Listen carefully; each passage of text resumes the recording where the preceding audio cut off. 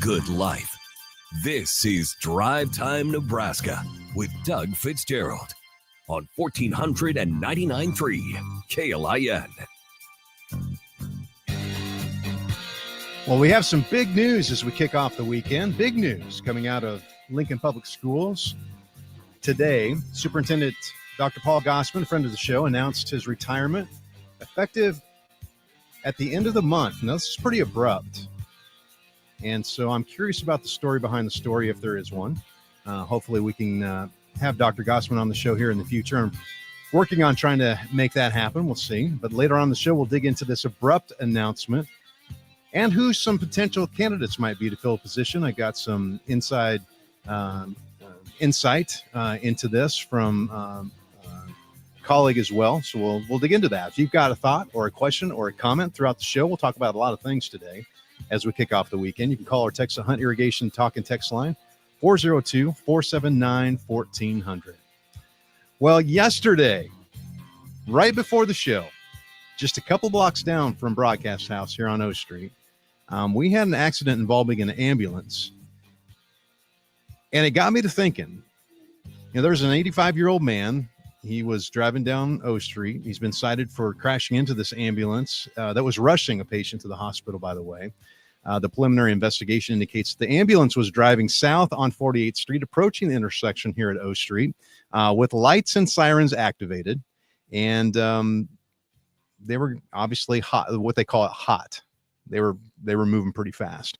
The SUV was driving east on O Street, and it collided on the right side of the ambulance. The LPD Public Information Officer, Erica Thomas, good friend of the show as well, says that based on the witness statements, it's believed that the ambulance had a red light, but took the necessary precautions before going through the intersection. LFR then confirms that the medic unit was transporting a patient to Bryan East.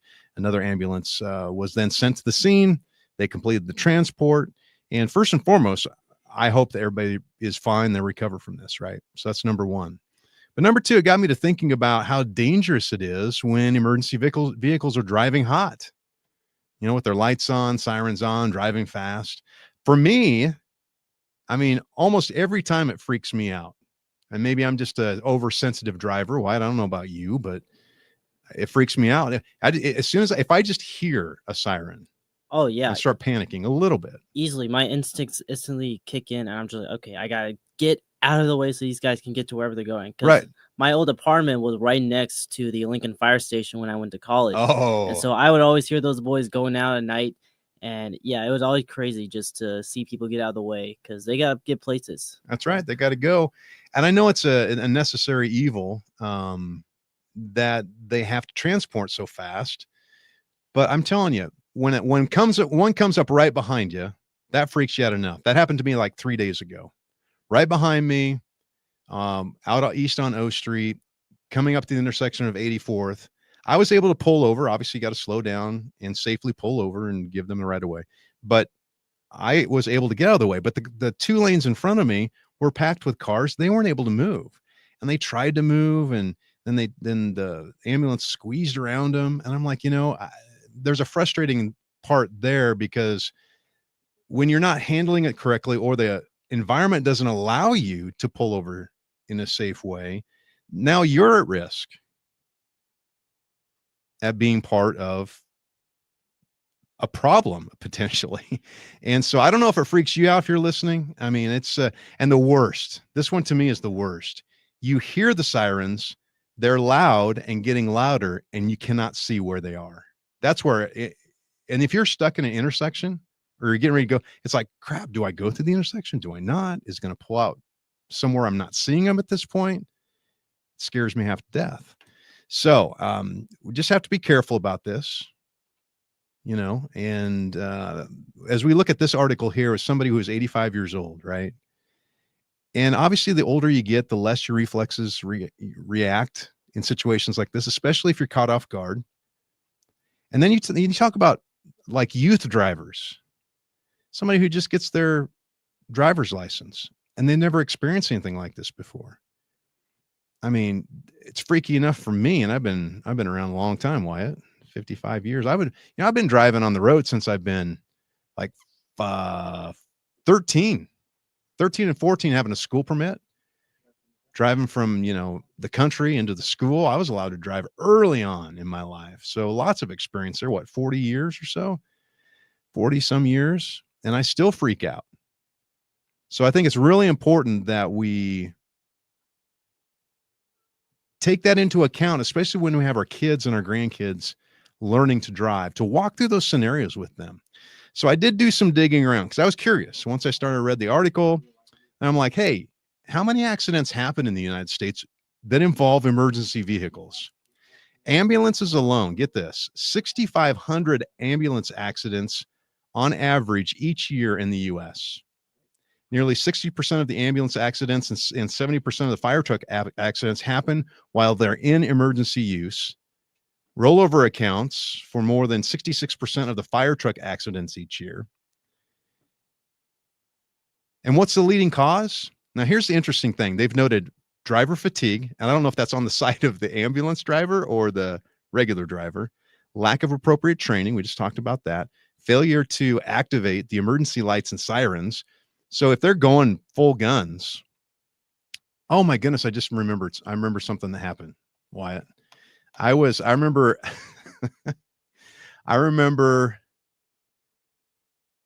this was when our kids they were babies. I remember I took our daughter out because she was crying.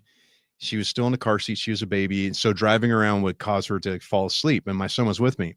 And we were driving around by the Capitol. And it was probably about 11 o'clock at night. I totally forgot about this. And there was a police car who was flying, did not have lights on or sirens on, was flying and T-boned a car with kids in it. And I remember getting out, helping out. We walked to, we went to the accident reports and all. I just forgot about that. Anyway, that was one where lights and sirens weren't happening. That was a long time ago. Anyway, let's talk about this percentage of ambulance collision deaths that occur while they call it running hot with all the lights on and stuff. EMS personnel are 2.5 times more likely to die in a crash than other workers, emergency workers. And roughly 70% of emergency vehicle fatality crashes occur while they are running hot. So it's when they're going. It's not when they're not necessarily. And where most of them happen? Intersections, obviously. That's just where you can't see, you can't judge. Earlier this year, there were a series of accidents involving ambulances here in eastern Nebraska, one of which was a fatality. So I think it's very important that we, again, think about this, talk about this with those maybe parents and grandparents that are older, just to make sure that they have their reflexes so when they're driving, then our young kids as they're learning to drive and develop to drive. So anyway, if you've got comments for that, you can call in or text 402-479-1400. Do you have a caller on the line? The next segment, we will get to that caller from Lincoln wants to talk about the county board meeting, which is interesting. We talked about that all week, and it wasn't my intent. But it actually came up, and I actually think some good things come from it. So coming up in Drive Time Nebraska on Monday, Krista Eggers, the campaign manager for medical marijuana, is going to be in now that some of this legal stuff is out of the way. We'll talk about that. Thursday, resident cybersecurity expert Tristan Lawson. I've got a story in regards to that. And then on Friday, we'll have Senator Deb Fisher on the show as well. All right, we'll dig into LPS announcement for Superintendent Dr. Paul Gausman retiring abruptly. We'll talk about that. We'll also be talking about the county board meeting. And Wyatt, last night, there was a feisty little incident in the stands at the Lincoln East, Lincoln Southwest high school basketball game where the student sections got kicked out. Ooh, spicy. Yeah, so we'll talk about that as well. All right, 402-479-1400. Thanks so much for listening to Drive Time Nebraska. We'll be back in just a couple of minutes.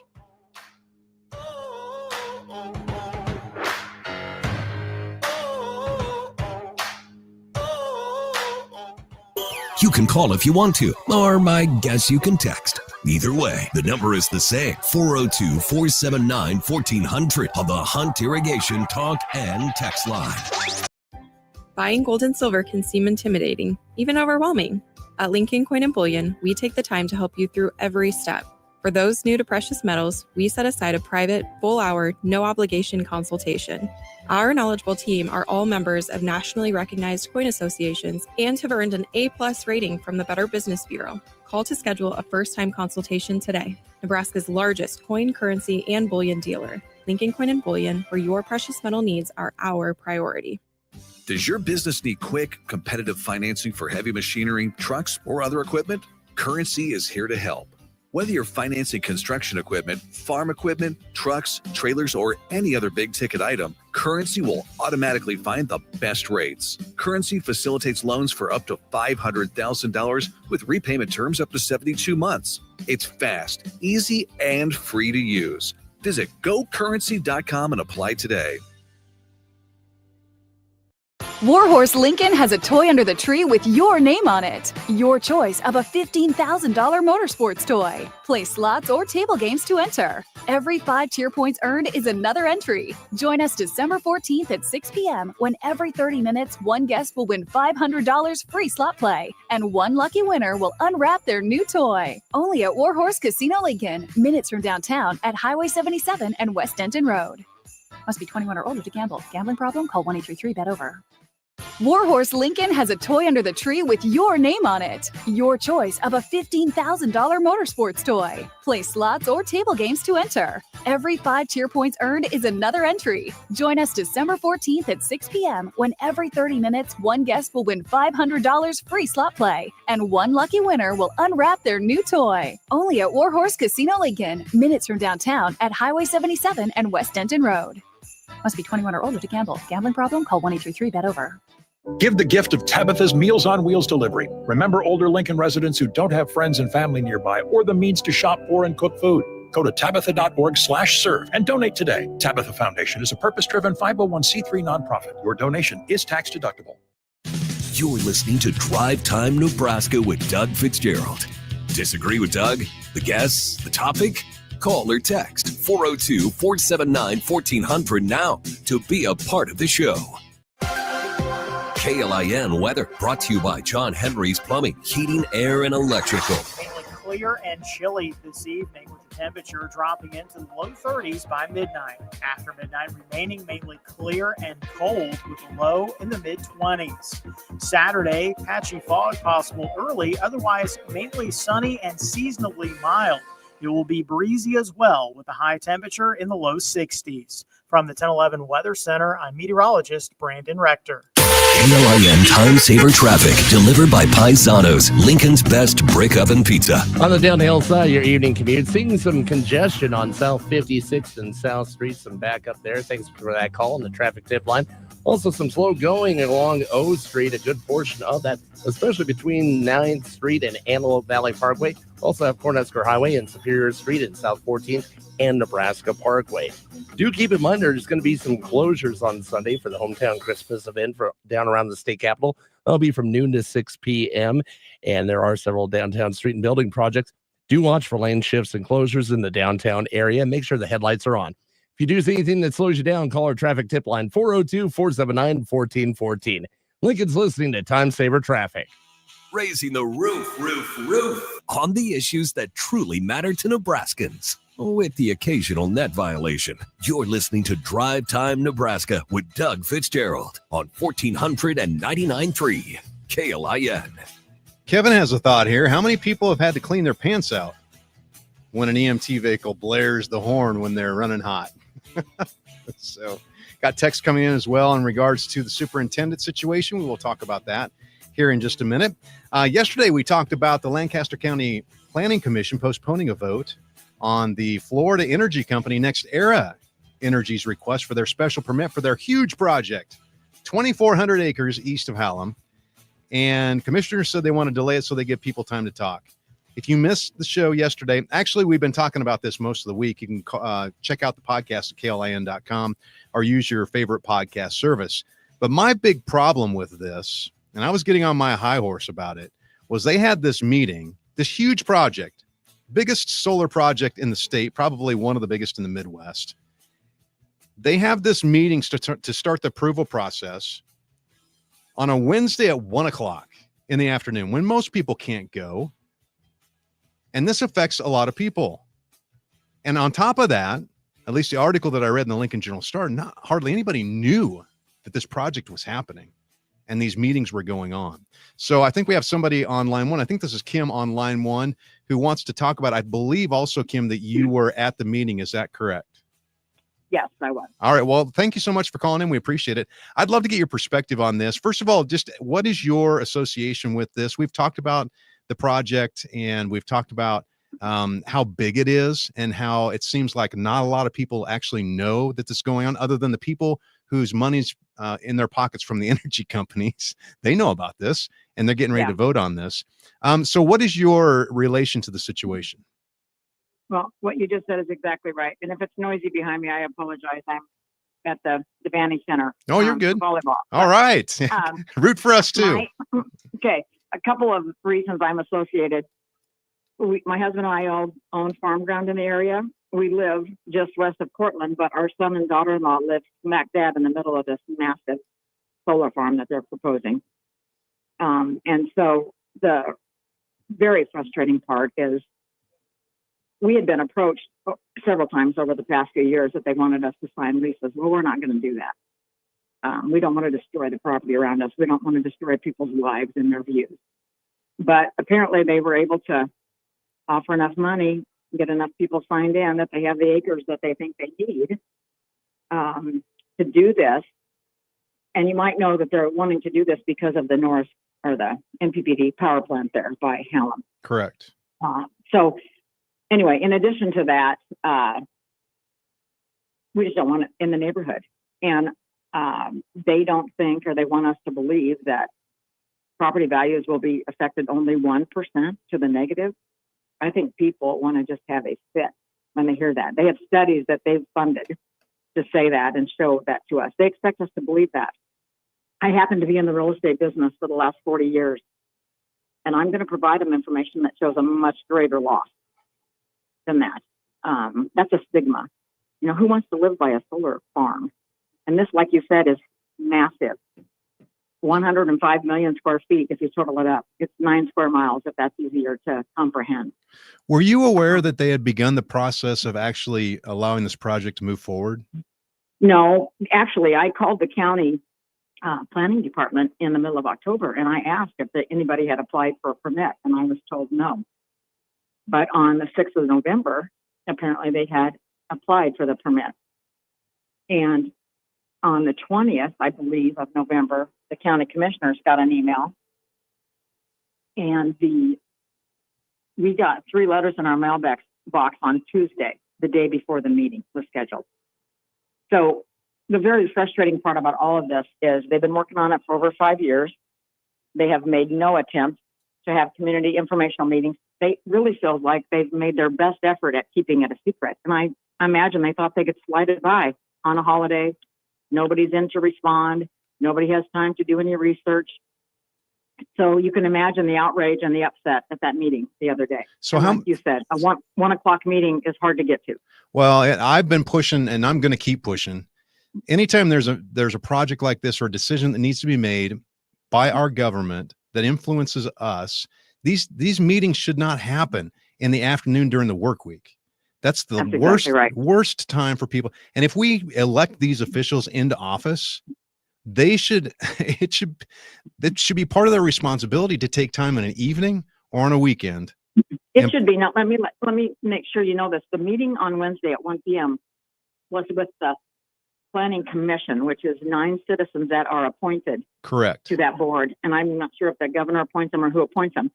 But if this is approved by this commission, then it will go to the Lancaster County Board, which I'm not sure what time of day they meet. I was thinking that was more like 5 o'clock. But the short notice of all this is just outrageous. How many people were at the meeting on Wednesday? Oh, I don't know. A lot. I don't know, 10, 20, 30, 40, probably 50, 60 people, maybe. Good. There was a good attendance. There was quite a few people, I think 18 or 20 that testified against it. One person said they were on the fence. Of course, NextEra, spent lots of time telling us how wonderful it was for us. And there were a couple people in attendance that supported, but they didn't have the desire, I guess, to get up and testify. Well, I appreciate you being there. I would appreciate it too if you would stay in touch with us as this story continues on, because I don't want to let up on this. I started out, the reason why I brought this up with NextEra was because I was talking about how one of the county commissioner races was being supported by outside money. And I saw the NextEra story on Monday in the Lincoln Journal-Star that said that they were starting the project, and that name rang a bell. I went back to see who was giving money to this commissioner, and it was Next Era and several other power companies. That's where I got wind of this. And then I saw that there was a meeting on Wednesday. I'm like, and it said nobody really knew about it. No, it's appalling to think that this is how they do business. I mean, I will say I have not seen one drop of integrity from this company. And it's scary to think that the county, the city, the state wants to do business with companies that perform like this or behave like this. I was told by a very reliable source, I'm not going to say their name now, but that at least 2 of these county commissioners received large campaign contributions from Next Era. So they've been at this for a long time. Oh, so I went through the specific numbers on Monday. There's a website where they have to disclose all the giving. And I went through all the Next Era kicked off Chelsea Johnson's campaign, $2,500.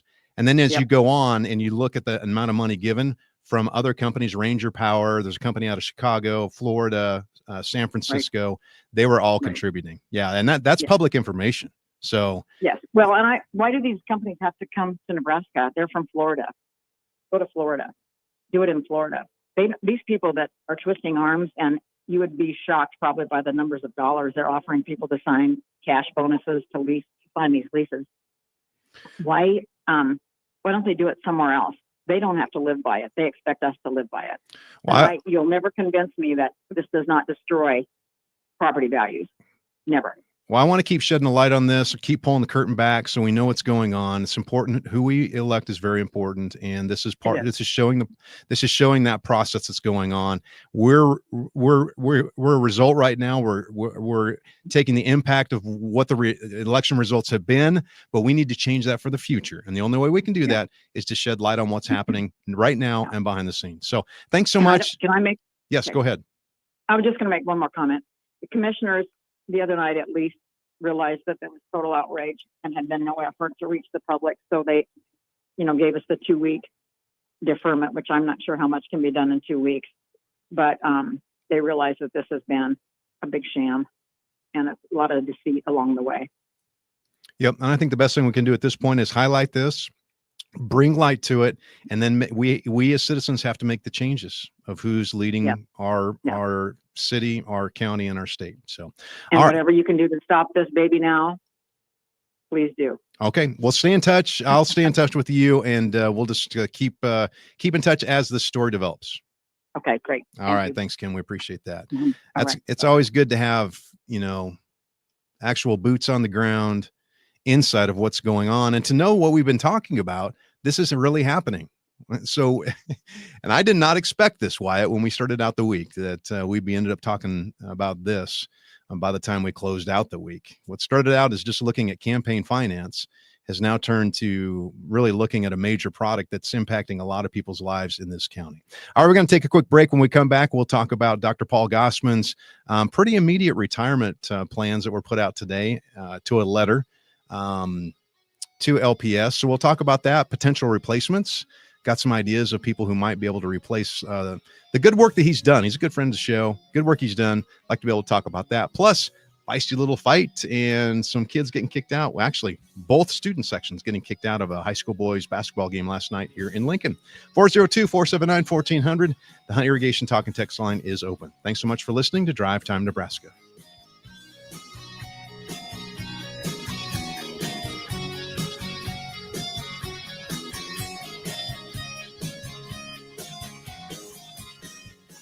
Love KLIN? Tell us why with a voice message in the free KLIN app. First time buying or selling silver or gold? Lincoln Coin and Bullion is Nebraska's largest historic currency and bullion dealer with staff happy to inform and educate. Give them a call. Tune in to Retirement Compass Radio Show with Stonebridge. Times change, your life changes, your risk tolerance changes. And so that's really where working with a professional comes into play, is to say, how do I pull this together and make it work as part of a plan? How do I make it so I can sit back, relax, and enjoy the music? Saturdays at 8 a.m. on KLIN. This holiday season, what if you could put extra money back in your pocket, up to $166 every single month? A Kasasa checking account at Liberty First Credit Union makes it easy. Earn rewards for doing the things you already do, like a direct deposit, using your debit card, and getting e-statements. Whether it's for holiday fun, paying bills, or saving for the future, Gasasa helps you keep more of your hard-earned cash. Liberty First Credit Union, banking with purpose. Qualifications apply. See a Liberty First representative for details. You're listening to Drive Time Nebraska with Doug Fitzgerald. More of the show coming up on 1499.3 KLIN. KLIN weather brought to you by John Henry's Plumbing, Heating, Air, and Electrical. Mainly clear and chilly this evening, with the temperature dropping into the low 30s by midnight. After midnight, remaining mainly clear and cold, with a low in the mid-20s. Saturday, patchy fog possible early, otherwise mainly sunny and seasonably mild. It will be breezy as well, with a high temperature in the low 60s. From the 1011 Weather Center, I'm meteorologist Brandon Rector. KLIN Time Saver Traffic, delivered by Paisanos, Lincoln's best brick oven pizza. As we wind down the evening traffic reports, do have word of an accident at 48th and O Street, thanks to that call on the traffic tip line, and also some heavy traffic along O Street, especially between 9th Street and Antelope Valley Parkway. So you might want to find a different way around O Street on the way home this evening. You also have slow going on Cornhusker Highway and Superior Street, South 14th Street and Nebraska Parkway, and South 56th Street and South Street. And there are several downtown street and building projects. Do watch for lane shifts and closures in the downtown area. Lincoln's listening to Time Saver Traffic.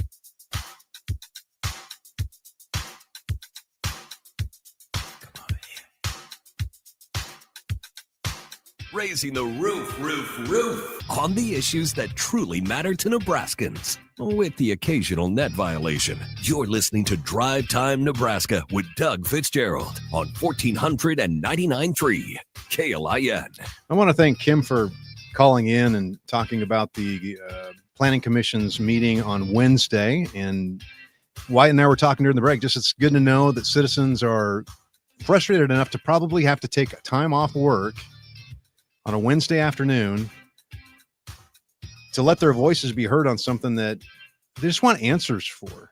And I'm proud of everybody who went, and we're going to keep shedding a light on different things like this, the things that are happening behind the scenes that most people aren't aware of in the political world and in the world of those that are leading us here in Lincoln, in Lancaster County, and counties and cities across the state. We'll keep working on that. We want to thank our title sponsor, Lincoln Coin and Bullion, for taking care of us, taking care of me. Well over 10 years, I've been buying my gold and silver from them. I trust them. They're one of the biggest in the Midwest and most trusted in the state in regards to buying gold, silver, platinum, or palladium, or selling. Maybe you want to sell too. They can do that as well. No tax on purchasing, no state capital gains tax on selling. And, with our economy going the way it is, you want to keep the purchasing power of your dollar. Gold is a great way to do that.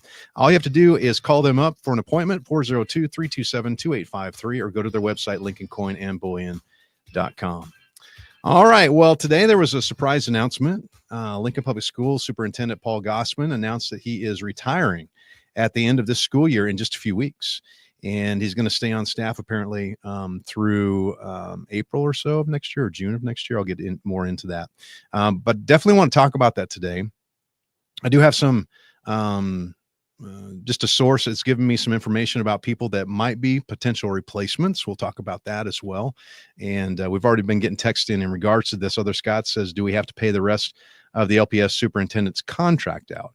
I'll dig into the story. I'm assuming we will. And his thought was, other Scott, is that we need to hire men or women who will commit to 5 years or more. So a good question. And, obviously there may be more to the story. There may not. I don't know. I've been in touch with Dr. Gausman. Hopefully we can get him on the show. Anyway, he took over LPS as superintendent in the fall of 2022. As a matter of fact, I was the first person in Lincoln to actually interview him, even before he actually technically started. So that was kind of cool. That's how I got to know him. He said in a statement to LPS families that after 20 years as a school superintendent, it's time for him to explore other opportunities. He said that he informed the LPS board in November of his plans, and that he will take on the title of Superintendent Emeritus in the spring semester, and will work to help the district find the new superintendent. In this role, Gausman, who is 58 years old, He's going to be available to consult, advise district leaders and the board as needed as they look for a replacement for his position. Speaking of that, beginning on December 28th, Associate Superintendent for Business Affairs, Liz Standish, is going to step into the role of interim superintendent according to the board policy. Then the board's going to meet, I think, Tuesday of next week to start talking about a transition plan and what that looks like. And then they'll discuss the next steps for finding his replacement in a meeting on January 14th. Now, if you don't know his background, and this is important, this is a trusted source that I have. He really highlighted this, and I think it's important as well, that we need to hire somebody with our values, our Midwest Nebraska values. It's important. We don't need, just like we're seeing now with these energy companies coming in and giving money from outside the state to influence how we live here in Nebraska, we don't need somebody bringing those values into our school system. We need somebody who loves the state, who knows us here, who is from the Midwest. And Dr. Gausman he was a native of Fremont, got his start in education after graduating from the University of Nebraska here in Lincoln. His degree was in music education as a band director. He was at Wisner-Pilger Public Schools in that capacity. He's also a percussionist. I've heard him play. I love watching. He's got videos and stuff with his high school students, him playing with the band as well. But he went on to teach instrumental music at Lincoln Northeast around 30 years ago before continuing his career in other districts and states. And prior to taking the role as superintendent here, he served as a superintendent at Sioux Falls Community School District for 8 years. And the thing that I appreciate about what Dr. Gausman did is he took over on the heels of the pandemic. And we had a lot of stuff going on with LPS in regards to, students not having in classroom school. They were being taught at home. Graduation rates plummeted. Education numbers plummeted. That was a big disruption. And he came in during that turmoil and really accomplished a lot of great things.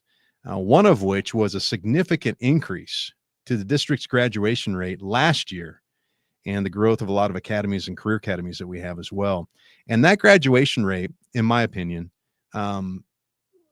he worked hard at that because of the impact of the pandemic and it had on our students. And now we're 4 years past that. So obviously getting that graduation rate up as we transitioned was very important. So I have a trusted source that shared with me some insight into who Dr. Gausman's replacements might be. Thought I'd run through this interesting list of a few candidates just to think about. And then we'll follow the story as we go, and we'll find out if these people will be in the running or if it'll be somebody else. So if we look internally at LPS, there's a couple of candidates that stand out. Speaking of Dr. Liz Standish, who is going to be interim at this point. She's a current business superintendent. It's been around a long time with LPS, and I appreciate the work that she's done. She's regarded in several areas as one of the most intelligent and understanding people of the way the state takes care of public school funding under the formula TIOSA. So obviously I would assume she's going to be in the running for this. Then you have Dr. Van Price. He's current superintendent of HR. He was a principal at North Star recently, and he's really known for just having a great love for the city of Lincoln. So those are two internal candidates. As we look outside of that, Dr. Derek Joel, this is an interesting one. He's the son of Dr. Steve Joel, who was the previous superintendent for 12 years. He's been recently hired as a superintendent at Norris, but has shown some big aspirations. And, this could be interesting if his name's put in the mix for that. And then you're looking at Dr. Jane Stavum.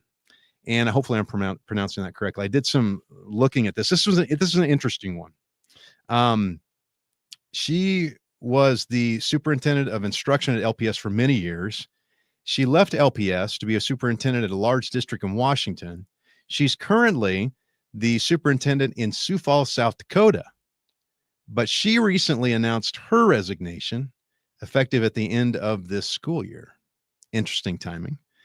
She was a candidate before for the superintendent at LPS. So Dr. Jane Stavum or Stavum, I need to get the pronunciations on there. So there you go. There's four candidates that could be in the mix for this role that really a big role that Dr. Gausman has left. And so we'll keep you up to date on that, and we'll follow the story as we go. All right, we're going to take a break here. When we come back, we're going to talk about a little scuffle that happened at Lincoln East last night at the high school boys basketball game. There was also a scuffle with Mariah Carey at her concert. Yeah, she was singing All I Want for Christmas Is You, and there's a little fight breaking out. Spreading that Christmas cheer. That's what they're doing. All right. You can call or text or comment in 402-479-1400. Cities from across the state. They are listening to Drive Time Nebraska.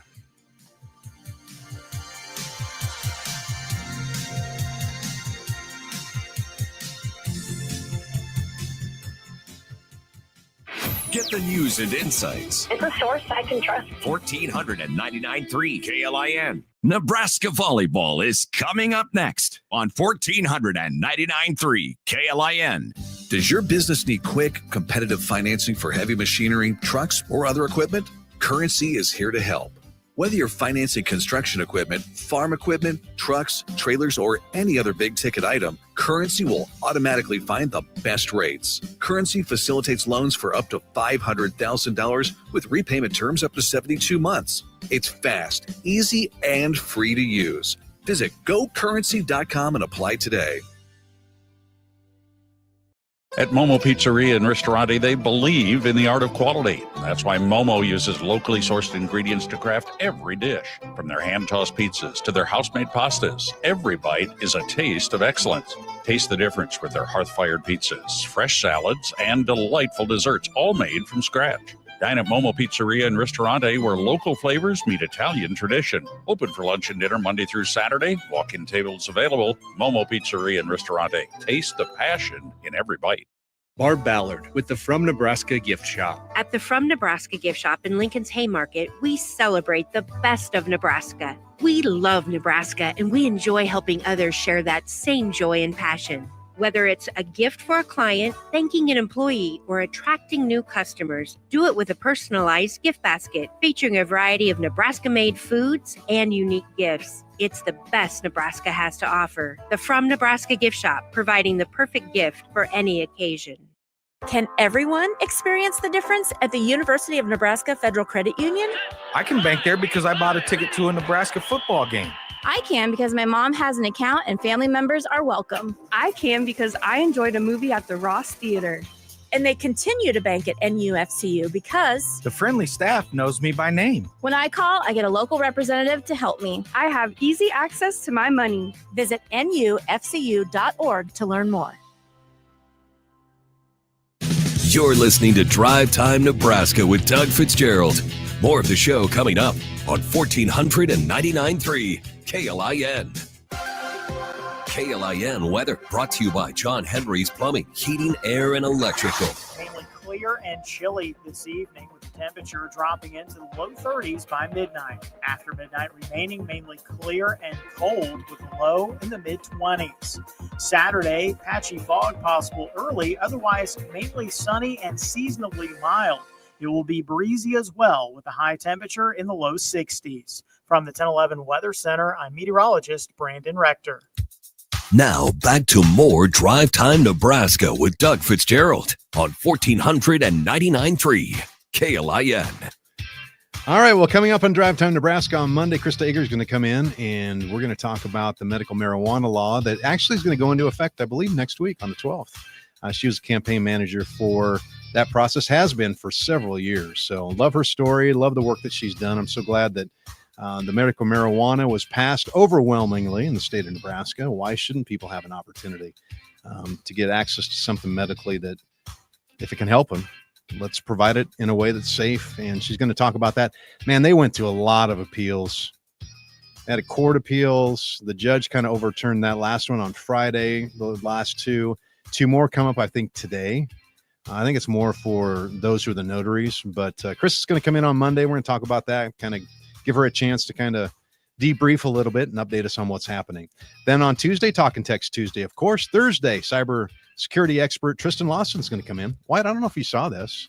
You weren't here yesterday when we were talking about cybersecurity stuff, but There was a 67-year-old Lancaster County woman who was reported $21,000. You talk about that board being $21,000. $21,000 in fraud on Wednesday to the sheriff's department. Damn. I know. This was she was reported to gotten a text message from Apple stating that her Apple account had been fraudulently used for $154, and then was told to send and deposit $21,000 to a Bitcoin ATM. So this all goes back to what we were talking about yesterday. We have to be very careful. We have to educate people on all this fraud crap that's going on. And we need to encourage people. Anytime anything like this comes about, if they call you, LES was having problems with people getting calls from people saying they were from LES to report their electricity being shut off. They don't pay. So anyway, Tristan's going to come in. We're going to dig into a lot of these holiday, situation. What do you want to call them? A holiday scams scenarios. Because I feel like it's just such a common theme any day, especially with older generations. Yep. Like they're so susceptible to this kind of stuff. Yep. And like I know from personal experience, I've got some close family members who have almost had their life taken away. Really? Yeah, they love to go after the old people, man. It's not fun, but just gotta think. Yeah, Tristan's going to come in and talk about that. He's also going to talk a little bit about AI. That's one of his biggest concerns, is where AI is going and how it's impacting us. Then on Friday, Senator Deb Fischer is going to be on the show. We'll talk about what's happening now with the whole Trump transition and all of his administration getting put in place. Plus, there's a lot of laws and stuff that she's been a part of that I want to highlight. One of which is really helping us get more local police in force and employing them. So I'm excited to talk to Senator Fischer on Friday. All right, let's go. Let's see. What was I going to do next, Wyatt? Oh, yeah, the big fight. This was interesting. So I saw it. And, maybe you can tell me, Wyatt, like when, you were in high school and all that, like you had student sections, right? I mean, was it something kind of fun where you're going back and forth? And oh yeah, easy. I remember there were times I almost got into fights in student sections in high school. That's what make high schools fun, man. Exactly. I'll just tell you this, Lincoln East is where our kids went, right? So whenever there was a basketball game, volleyball, whatever, I loved it when the student section would get a little rowdy. Like as a parent, like I just loved it. Like I'd be like, keep going. So, well, apparently they went too far last night. So last night, boys basketball game between Lincoln Southwest and Lincoln East briefly suspended when each of the school's student sections created a quote unquote unsafe environment is what it was said. The situation was laid out in an email to students and families from Lincoln Public Schools athletic director. According to the letter, it says both schools' student sections did not comply with staff directives, creating an unsafe environment with several students throwing items and yelling inappropriate comments at others. Well, isn't that what it's about? I mean, the throwing items maybe that's just become a trend, I feel, almost nowadays. Yeah. Like you see that you've seen that every weekend in college sports, college football. Now it's translating to high school games. That's true. Got a good point. Yeah, so don't throw stuff at sporting games because it's dumb. Don't. You just yell. Just yell. You can get rowdy, but don't get racist. Don't get over the line, but yell. Yell. Have a good time. Yeah. Well, this is something that's interesting because I haven't experienced this at a high school level. The game was suspended until fans from both of the student sections were removed from the gym. No kidding. Yep. Wow. Administrators from both schools, the Lincoln Police Department, were on site to make sure that those students left school grounds. The game resumed after all of the students, spectators had left, and they were affirmed. They were gone. Wow. So that was a big deal. I saw a video of it, and it was kind of like, they were yelling back and forth. You could tell there was a little scuffle going on in between the two because they sit, usually where the student sections sit, they sit by each other, and it was packed. And there were a lot of kids. I mean, you couldn't really tell, though, from the video. I think it was on 1011 what actually was going on. Obviously, there was more extracurricular stuff happening between all that stuff. And I'm sure there were some things said that were inappropriate and not cool, and kids get out of hand. And so anyway, yeah. So there you go. Man, it's translated. And I never even thought about that. Last weekend, we talked about this with all the rivalry stuff going on. Oh, last week, it was so bad, but so fun to watch, man. It was. It's like you go to if you go to it, like, okay, growing up, I used to always we would go to stock car races, right? Mm-hmm. Or if you watch the Indianapolis 500, whatever, what do you go to stock races for? Stock car races for? you want to go to watch them win? No, you go for the crash. Yeah. And that's exactly what, last weekend, several different teams, even the pros were getting after it last weekend. I don't know if it was a full moon or what. See, Jeff said rivalry week. Let's see here. Jeff says rivalry week in college football rose over to high school. Yep. Nice job by AD stopping the game to get that under control and then resuming the game. Good. So maybe he was there. I don't know. I need to find out. But yeah, it is rolling over. Yeah, I think, a lot of people love to look up at their favorite athletes, favorite teams, and they see the culture that they translate. I don't want to generalize anything, but down south, they take those sports seriously. So like when there's a bad call, anything like that, they will get over the edge. We lived in Texas for about 5 years. The high school football scene in Texas is like college football here. Easily, I'm not kidding. Easily. It's a whole nother level. It's a whole nother level. Yeah. And that's pretty cool. Well, speaking of fights, let's move on from sports. Mariah Carey fans, I think it was the last night, they're lacking the Christmas cheer. She was finishing up her concert with All I Want for Christmas Is You. And as she was closing out the show, two men get into a fight right in front, pretty much right in front of her, which is what's interesting. And then a woman's trying to hold him back. The fight seemingly began when a woman sitting close to the stage shoved another woman who was sitting in front of her, little cat fight. And then the woman who got pushed turned around, threw a drink at her, and then the two men got into it. And but here's the funny thing. You can see Mariah there on the stage, and she just kept performing till the song was done. Closed it out and walked off. Very professional. There you go. Spreading that Christmas cheer. Going from college football rivalries to Mariah Carey fan rivalries. You gotta love this time of year, Doug. That's right. Well, thanks so much for participating in the show today. We appreciate that so much. We look forward to volleyball kicking off here in just a couple of minutes. Nebraska taking on Florida A&M tonight. Pregame starting at 6. First serve is going to start at 7 o'clock. You can hear it right here on KLIN. The first round of the NCAA tournament. So excited. Nebraska has, home field, home court advantage, and we're going to be able to watch them over the weekend, see what happens. A lot of good volleyball taking place, and we're excited about all the Nebraska high school players formerly now playing in college. All right, if you'd like to listen to podcasts of this show, go to KLIN.com or your favorite podcast service. Special thanks to producer Wyatt for taking care of me. There's only 248,400 seconds left until we see each other again, my friends. Seize everyone. Husker volleyball in the first round of the NCAA tournament. It's right around the corner. Have a great night and go Big Red.